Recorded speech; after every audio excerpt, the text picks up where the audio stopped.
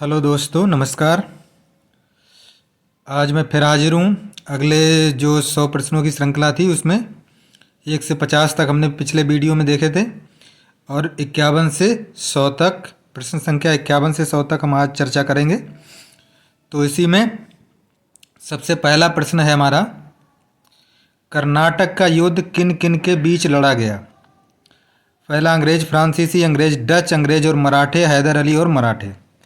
17वीं और 18वीं शताब्दी में जो अंग्रेज थे, अंग्रेज और फ्रांसीसी बहुत बड़े शाश्वत शत्रु थे।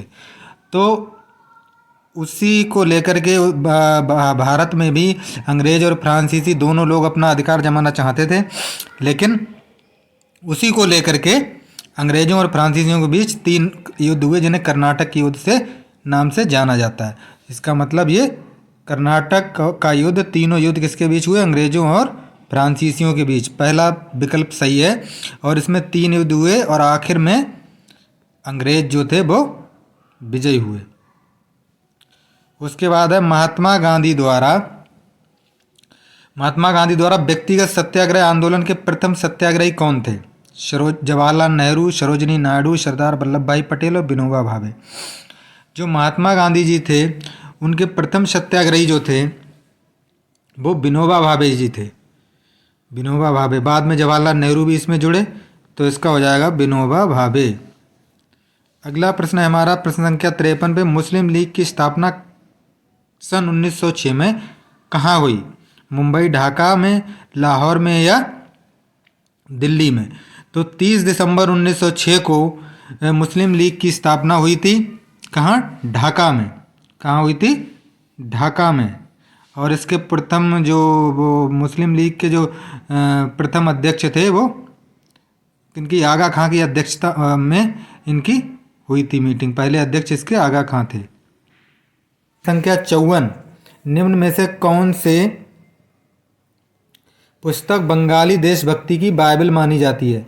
तो बंगाली देशभक्ति की जो बाइबल मानी जाती है वो आनंद मठ जो पुस्तक है, बंकिम चंद्र चटर्जी द्वारा लिखी हुई आनंद मठ, जिसमें से हमारा वंदे मातरम गीत लिया गया है। तो इसको हम क्या कहते हैं? पुस्तक बंगाली देशभक्ति की बाइबल मानी जाती है। गीतांजलि के लेखक रविंद्रनाथ टैगोर जी हैं, जिनमें से राष्ट्रगान हमारा लिया गया। भारतीय राष्ट्रीय कांग्रेस के प्रथम मुस्लिम अध्यक्ष कौन थे? तो अबुल कलाम आज़ाद, एम ए अंसारी, रफ़ीक अहमद या बदरुद्दीन तैयब जी। अगर बात की जाए प्रथम अध्यक्ष की, तो प्रथम अध्यक्ष कांग्रेस के थे व्योमेश चंद्र बनर्जी, और तीसरे नंबर पे जो अध्यक्ष बने थे वो मुस्लिम अध्यक्ष थे, उनका नाम था बदरुद्दीन तैयब जी। इसका मतलब पहले मुस्लिम अध्यक्ष जो थे वो बदरुद्दीन तैयब जी थे। उसके बाद है, इंकलाब जिंदाबाद का नारा किसने दिया था? चंद्रशेखर आज़ाद, मोहम्मद इकबाल, सुभाष चंद्र बोस। इंकलाब का नारा दिया था सरदार भगत सिंह ने। किसने दिया था? सरदार भगत सिंह ने। सरदार भगत सिंह ने जो दिया था, इंकलाब का नारा दिया था। लेकिन मोहम्मद इकबाल ने इस शब्द का अपनी एक पुस्तक में सबसे पहले प्रयोग किया था। 1922 में गांधी जी ने सत्याग्रह आंदोलन वापस ले लिया। क्यों? उन्होंने 1922 में सत्याग्रह आंदोलन जो था वो चौरी चौरा कांड, जो लखनऊ में हिंसा हुई थी जिसमें पूरे थाने में आग लगा दी गई थी, उसी से दुखित होकर उन्होंने सत्याग्रह आंदोलन वापस ले लिया। तो इसका पहला विकल्प सही हो जाएगा। महात्मा गांधी को राष्ट्रपिता सर्वप्रथम किसने कहा? तो महात्मा गांधी को राष्ट्रपिता सर्वप्रथम हमारे जो सुभाष चंद्र बोस थे, उन्होंने जो रेडियो पर एक प्रोग्राम को संबोधित करते हुए उन्होंने महात्मा गांधी को राष्ट्रपिता कह करके संबोधित किया था। अगला, भारत में संघ राज्यों का प्रशासन होता है राष्ट्रपति द्वारा, गृहमंत्री द्वारा, उपराज्यपाल द्वारा, प्रशासक द्वारा। तो संघ राज्यों का प्रशासन जो भी होता है वो राष्ट्रपति के द्वारा होता है भारत में। भारत सरकार के मुख्य विधि परामर्शदाता जो होते हैं, जो वो सुप्रीम कोर्ट के जो न्यायाधीश की योग्यता होनी चाहिए वही योग्यता होती है इनकी, और ये है हमारे अटॉर्नी जनरल ऑफ इंडिया, जिसको कहते हैं भारत का महान्यायवादी।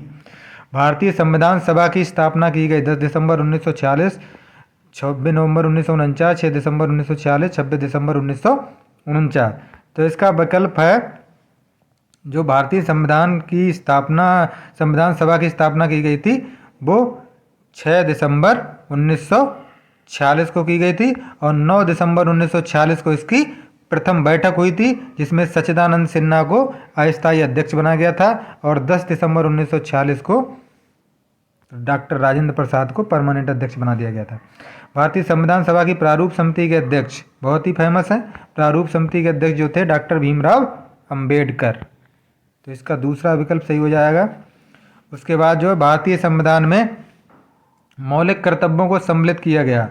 42वें संविधान संशोधन 1976 द्वारा 10 मौलिक कर्तव्यों को शामिल किया गया, लेकिन अब उसमें एक और शिक्षा का अधिकार जोड़ से जो अभिभावक हैं उनके लिए अपने 14 साल तक के बच्चों को शिक्षा देना अनिवार्य है, ये भी मौलिक कर्तव्य जोड़ दिया गया। तो इसमें अब 11 हो गए, तो 42वें संविधान संशोधन द्वारा 1976 में ये जोड़ा गया। अगला हमारा है एक वर्ष में कम से कम कितनी बार संसद की बैठक होनी चाहिए। संसद की बैठक एक वर्ष में 6 महीने में एक बार होनी जरूरी है। इसका मतलब एक वर्ष में 2 बार होनी जरूरी है। दोनों मीटिंग के बीच में 6 महीने का ज़्यादा गैप नहीं हो सकता, तो इसका मतलब 2 बार होना अनिवार्य है। अगले आते हैं हम, अगला हमारा है भारतीय संविधान में अपशिष्ट अधिकारों को संघीय सरकार को दिया गया है, राज्य सरकार को दिया गया है। यानी हमारी जो 7वीं अनुसूची है उसमें सब सब्जेक्टों का बंटवारा दिया गया, संघ सूची, समवर्ती सूची और राज्य सूची। संघ सूची केंद्र सरकार को दी गई, समवर्ती सूची पे दोनों लोगों को अधिकार बनाने का संविधान वो कानून, और राज्य सूची को राज्य को कानून बनाने का अधिकार है। लेकिन इसके अलावा भी तो बहुत सारे विषय बच जाते हैं जिन पे कानून बनाने का अधिकार हो, जिस पे कानून बनाने का अधिकार जो है वो हमारी संघीय सरकार को है। तो इस तरह से हमारा हो जाता है ये। भारत में वह मंत्री जो संसद के दोनों सदनों में से किसी का सदस्य नहीं है और वो मंत्री बन जाता है, तो फिर उसे कितने दिनों के अंदर लोकसभा या राज्यसभा दोनों सदनों में से किसी का सदस्य बनना पड़ेगा। तो उसके लिए मैक्सिमम अवधि जो है वो 6 महीने की है। 6 महीने बाद उसे पद से हटा दिया जाएगा अगर वो लोकसभा या राज्यसभा में से किसी का सदस्य नहीं बन पाता है। तो अगला है, किस राज्य का लोकसभा व राज्यसभा में प्रतिनिधित्व सबसे अधिक है। सबसे अधिक प्रतिनिधित्व तो हमारे उत्तर प्रदेश का है। लोकसभा में 80 सीटें हैं और राज्यसभा में 33 हैं। उसके बाद अगले हम आते हैं, केंद्र व राज्यों के बीच वित्तीय विवादों के निपटारे हेतु मुख्य एजेंसी है। केंद्र और राज्यों के बीच जो वित्तीय विवाद है, वित्तीय बंटवारा जो होता है वो वित्त आयोग करता है। वित्त आयोग होगा इसमें। सर्वाधिक सघन खेती प्रचलित है। सर्वाधिक सघन खेती जो प्रचलित है वो जहाँ पे जनसंख्या ज़्यादा है और जनसंख्या ज़्यादा होती है और क्षेत्रफल उसका कम है, तो वहाँ पे सघन खेती अपनाई जाती है। और ये भारत, चीन में भी अपनाई जाती है, लेकिन सबसे ज़्यादा इसका प्रचलन जो वो इंडोनेशिया में है।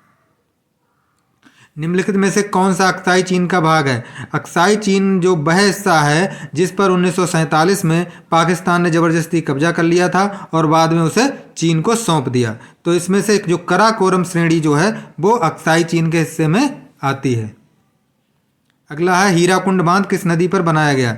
हीराकुंड बांध जो है वो हमारी महानदी पर बनाया गया, जो उड़ीसा में बना हुआ है। और इसमें सतलज नदी पे जो है, सतलज नदी पे भाखड़ा नागल बांध बनाया गया है। उसके बाद साइनाकोबालामिन किस विटामिन का नाम है। किस विटामिन है, कौन सी साइनाकोबालामिन। विटामिन B12 को हम साइनाकोबालामिन कहते हैं और इसमें कोबाल्ट पाया जाता है। Vitamin C ascorbic acid, vitamin D को कैल्सीफेरॉल कहते हैं और विटामिन B6 को पायरिडॉक्सिन कहते हैं शायद। उसके बाद है, टेट्राएथाइल लेड पेट्रोल में मिलाया जाता है। टेट्राएथाइल लेड पेट्रोल में मिलाया जाता है, क्यों मिलाया जाता है जबकि ये प्रदूषण करता है। तो इसको मिलाने का जो है उसकी जो एंटी नॉकिंग दर जो है, इसकी एंटी नॉकिंग दर जो है उसको बढ़ाने के लिए किया जाता है। अगला, निम्नलिखित जोड़ों में से किसका सुमेल सही है। सही सुमेल कौन सा है इसमें। सही है मेल जिसका निमोनिया, फेफड़े, मोतियाबिंद, थायराइड, पीलिया, आँख, मधुमेह, यकृत। देखिए जो निमोनिया है वो फेफड़े की बीमारी है, मोतियाबिंद वो आँख की बीमारी है, पीलिया जो है वो लीवर की बीमारी है और मधुमेह जो है वो पैंक्रियाज यानी अग्नाशय की बीमारी है। इसका मतलब जो पहला विकल्प है वो सही हो जाएगा। अगला है हमारा, हरे फलों को कृत्रिम रूप से पकाने के लिए जो हम इसमें चार जो विकल्प दे रखे हैं, इसमें हम एसिटिलीन का यूज करते हैं। एसिटिलीन गैस जो है वो फलों को पकाने के काम में आती है। अगला, निम्नलिखित में से कौन सा रक्त हीमोग्लोबिन के साथ अनुत्क्रमणीय संश्लिष्ट बनाता है? हीमोग्लोबिन जो है उसके साथ जो है अनुत्क्रमणीय संश्लिष्ट बना लेता है, और जिससे बहुत ही वो घातक होता है। और ये इसमें जो है क्या नाम सबसे ज़्यादा खतरनाक होता है, बना लेता है। और ये हमारा है कार्बन मोनोऑक्साइड, विकल्प नंबर 3 कार्बन मोनोऑक्साइड। दूध उदाहरण है एक निलंबन का, एक विलयन का, विलयन हो जाएगा, ये विलयन गलत लिखा हुआ है, और मिश्रण का या पायस का। दूध जो है वो, दूध में जो उदाहरण है वो पायस का उदाहरण है, तो इसका विकल्प नंबर 4 सही हो जाएगा। उसके बाद आते हैं हम, निम्नलिखित में से कौन अंतरिक्ष में नहीं पाया जाता? Pulsar, brittle star, black hole, Quasar. इनमें से सारे पाए जाते हैं। ब्रिटल स्टार जो होता है वो एक समुद्री जीव होता है। ब्रिटल स्टार क्या होता है? एक समुद्री जीव होता है जो आकाश में नहीं पाया जाता है। अगला, अग्नाशय को पाचक रस के उत्पादन के लिए उत्तेजित करने वाला हार्मोन, उसमें 4-5 प्रकार के जो एंजाइम निकलते हैं अग्नाशय से, pepsin, rennin, trypsin, amylase, lipase और जो माल्टेज निकलते हैं, उसमें क्या है, कौन सा हार्मोन है जो उसको स्टिमुलेट करता है? उसको स्टिमुलेट करता है, तो ये हमारा हार्मोन जो है वो है सीक्रेटिन। क्या है? सीक्रेटिन। अगले हम आते हैं, खाद्य पदार्थों के परीक्षण हो निम्न में से कौन सा प्रयुक्त होता है? खाद्य पदार्थों के परीक्षण नहीं होगा, ये होगा हमारा परिरक्षण। सॉरी, क्या होगा? परिरक्षण। परिरक्षण, परिरक्षण जो होता है खाद्य पदार्थों के परिरक्षण के लिए, इसमें सोडियम बेंजोएट का इस्तेमाल होता है। उसके बाद, सूर्य की ऊर्जा उत्पन्न होती है आयनन द्वारा, नाभिकीय संलयन द्वारा, नाभिकीय विखंडन द्वारा। सूर्य की ऊर्जा ऑक्सीकरण द्वारा किसके द्वारा होती है? ये नाभिकीय संलयन द्वारा होती है, जिसमें हाइड्रोजन के 2 अणु मिलकर के हीलियम के अणु बनते रहते हैं। तो इसका 2 नंबर विकल्प सही होगा। उसके बाद होता है, मानव शरीर की सबसे छोटी ग्रंथि। मानव शरीर की जो सबसे छोटी ग्रंथि होती है वो पिट्यूटरी ग्लैंड्स होती है, पीयूष ग्रंथि, जो हमारे तालू के ऊपर और मस्तिष्क के नीचे यानी तालू के ठीक ऊपर होती है। इसको हम बोलते हैं पिट्यूटरी ग्लैंड्स। अगला है, हम एंजाइम मूलतः होते हैं वसा, शर्करा, प्रोटीन, विटामिन। एंजाइम जो होते हैं मूलतः वो क्या होते हैं? Protein. All enzymes are protein but all protein are not enzyme. सारे प्रोटीन जो हैं वो एंजाइम नहीं होते, लेकिन सारे एंजाइम जो हैं वो प्रोटीन होते हैं। परमाणु के नाभिक में होते हैं, परमाणु के नाभिक में प्रोटॉन और न्यूट्रॉन होते हैं। परमाणु के नाभिक में क्या होते हैं? प्रोटॉन और न्यूट्रॉन, विकल्प नंबर 3। उसके बाद है, निम्नलिखित में से कौन से कीट के शरीर से निकला श्राव है? मोती, मूंगा, लाख। लाख जो होता है वो कीट के शरीर से निकला हुआ श्राव है, और ये लाख कीट लैसीफेरा इंडिका जो होता है उससे ये निकलता है। अगला, हीरा चमकदार दिखाई देता है, परावर्तन के कारण, अपवर्तन के कारण, सामूहिक आंतरिक परावर्तन के कारण या प्रकीर्णन के कारण? हीरा जो है वो सामूहिक आंतरिक परावर्तन के कारण जो हमें चमकता दिखाई देता है। उसका प्रकाश बाहर नहीं निकलता, पूरा प्रकाश जो होता है वो आंतरिक रूप से परावर्तित हो जाता है, इसलिए हीरा चमकता है। पोलियो का वायरस शरीर में प्रवेश करता है मच्छर काटने, दूषित भोजन, जल से, थूक से, कुत्ते काटने से। पोलियो का वायरस जो है वो दूषित भोजन और जल से हमारे शरीर में प्रवेश कर जाता है। वायुदाब मापी की रीडिंग में अचानक गिरावट इस बात का संकेत है कि मौसम स्थिर रहेगा, शांत रहेगा, या बरसात युक्त रहेगा, ठंडा रहेगा, तूफान होगा। अगर अचानक बैरोमीटर का पारा गिर रहा है तो इसका मतलब है कि तूफान आने की संभावना है। विकल्प नंबर 4। न्यूट्रॉन की खोज, ईंट पर ना सुना होगा, ईंट। इलेक्ट्रॉन की खोज थॉमसन ने, और प्रोटॉन की खोज रदरफोर्ड ने, और न्यूट्रॉन की खोज चैडविक ने। तो इसका पहला नंबर विकल्प सही हो जाएगा। सापेक्ष आर्द्रता मापी जाती है, सापेक्ष आर्द्रता मापी जाती है, इसमें क्या दे रखा है? सबसे हाइड्रोमीटर से क्या नापा जाता है? द्रव्य का घनत्व नापा जाता है। हाइग्रोमीटर से सापेक्ष आर्द्रता नापी जाती है। लैक्टोमीटर से दूध की शुद्धता नापी जाती है, और पोटेंशियोमीटर से हम मृदा की नमी नापते हैं। पोटेंशियोमीटर से मृदा की नमी नापते हैं, तो इसका दूसरा विकल्प हो जाएगा हाइग्रोमीटर। निम्नलिखित में से किस युद्ध में एक पक्ष द्वारा प्रथम बार तोपों का उपयोग किया गया था? पानीपत का जो प्रथम युद्ध था उसमें प्रथम बार तोपों का युद्ध इस्तेमाल किया गया था। इसका विकल्प नंबर 1 सही हो जाएगा। टोपरा और मेरठ के 2 स्तंभ दिल्ली कौन लाया? टोपरा में और मेरठ में 2 स्तंभ थे, अशोक के जो स्तंभ थे उनको दिल्ली लाने का श्रेय जो है फिरोज शाह तुगलक को जाता है। फिरोज शाह तुगलक इन दोनों स्तंभों को कहाँ लेकर के आए? दिल्ली लेकर के आए। भारत में प्रथम रेल लाइन का निर्माण हुआ था? हावड़ा से श्रीरामपुर के बीच, मुंबई और ठाणे के बीच, मद्रास और गुंटूर के बीच, दिल्ली और आगरा के बीच।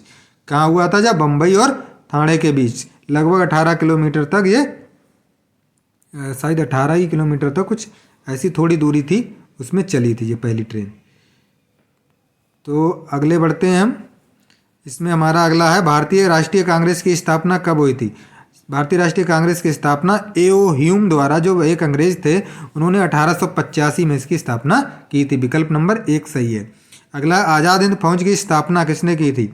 आज़ाद हिंद फौज की स्थापना जो की थी वो सुभाष चंद्र बोस ने नहीं की थी। जनरली सुभाष चंद्र बोस दिया रहता, लेकिन सुभाष चंद्र बोस ने ना करके उनके रास बिहारी बोस ने की थी। सुभाष चंद्र बोस ने इसे आगे बढ़ाया था, इसका डेवलपमेंट किया था। निम्नलिखित में से कौन सा कीट भक्षी पौधा? वीनस फ्लाईट्रैप, नेपेंथीज, ड्रोसेरा, उपरोक्त सभी। ये जो तीनों के नाम दिखाई दे रहे हैं ये तीनों हमारे कीट भक्षी पौधा हैं। उसके बाद संविधान सभा के अस्थायी अध्यक्ष बताया था 9 दिसंबर को जो पहली मीटिंग हुई थी संविधान सभा की, वो क्या था? वहाँ पे सच्चिदानंद सिन्हा को अस्थायी अध्यक्ष बनाया गया था। बाद में परमानेंट रूप से डॉक्टर राजेंद्र प्रसाद को बनाया गया। तो विकल्प नंबर 3 सही हो जाएगा। उसके बाद होता है संविधान सभा की अंतिम बैठक कब हुई थी? संविधान सभा की अंतिम बैठक वैसे तो 26 नवंबर 1949 को हुई थी, लेकिन उसके बाद फिर एक बार बैठक हुई थी जब 24 जनवरी 1950 को, जब हमारा राष्ट्रगान और राष्ट्रध्वज जो है स्वीकृत किया गया था, तो उसको हम 24 जनवरी, इसका विकल्प हमारा हो जाएगा 24 जनवरी 1950। लास्ट बैठक जो संविधान सभा की थी वो 1950 को हुई थी। भारत के संविधान में संविधान संशोधन की व्यवस्था किस अनुच्छेद में है?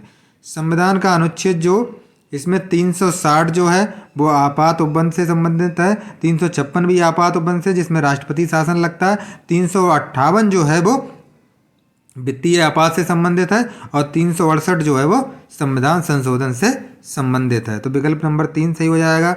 उसके बाद हमारा हाल ही में किस देश के गृह मंत्री की मृत्यु एक हेलीकॉप्टर दुर्घटना में हुई है? किसकी हुई है? स्पेन के, ब्राज़ील के, यूक्रेन के, इजराइल के। यूक्रेन के जो गृह मंत्री हैं उनकी अभी हाल ही में एक हेलीकॉप्टर दुर्घटना में मृत्यु हो गई है। तो ये हो जाएगा इसका यूक्रेन। ये हो गए हमारे आज के 100 प्रश्न। बहुत बहुत धन्यवाद।